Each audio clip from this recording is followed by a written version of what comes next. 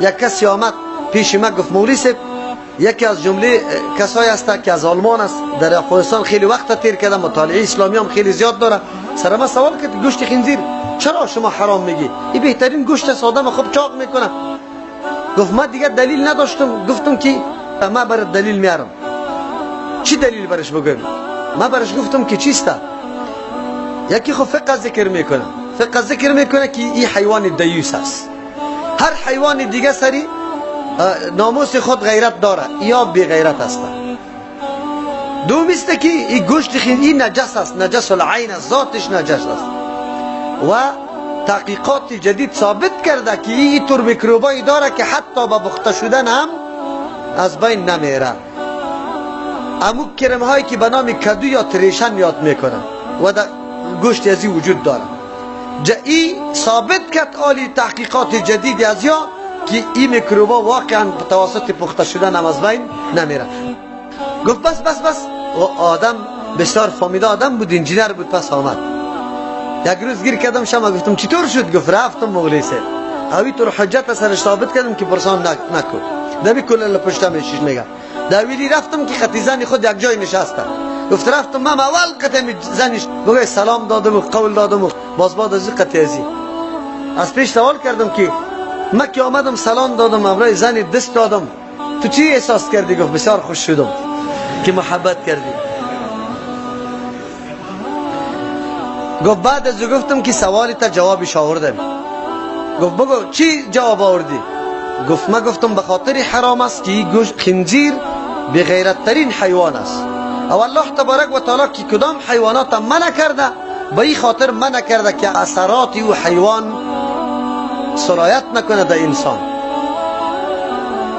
گوشت کدام حیوانه که تو میخوری حیوانای مفترس حمله کننده که میباشه امو خاصیت تو پیدا میکنی، سری مردم دیگه حمله میکنی.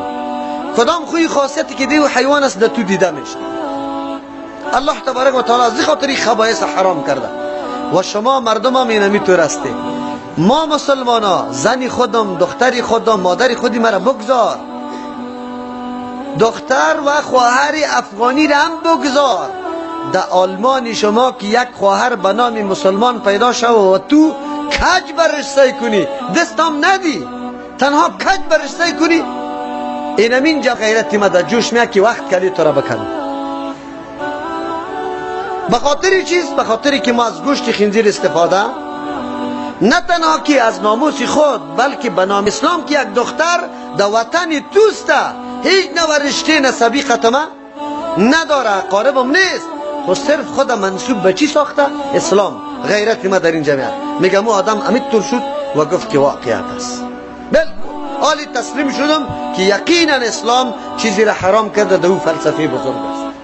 او میگه در این گپ تسلیم شد. امروز به بندوباری جنسی، به بندوباری امی مسائل غیرتی که در غرب در اینی اوج رسیده از دست چیز؟ خوردن گوشت خنزیر است که اونجا هیچ اهمیتی نداره، هیچ گپی نیست. نعوذ بالله این مشکل به بار آورده. خوب که به بار آورده چی نقصان پیدا کرده؟ نقصانش میفهمی؟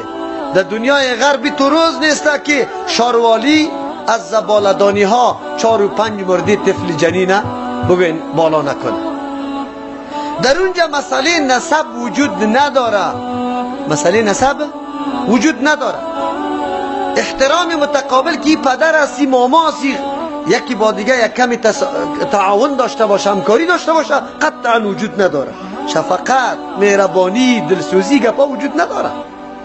هر کس عربی خدا بگوی لول داده رایسته زندگی خدا خوش میکنه. تو اگر هر رقم میموری در قصیر نیست. الحمدلله اسلام دینی چی هسته؟ غیرت. اسلام دین نظافت، اسلام دین عزت، اسلام دین عفت است. اگر ما دقیق نظر بکنیم آلی برای ما واضح میشه که اسلام کدام چیزا را حرام کرده و کدام چیزا را حلال کرده.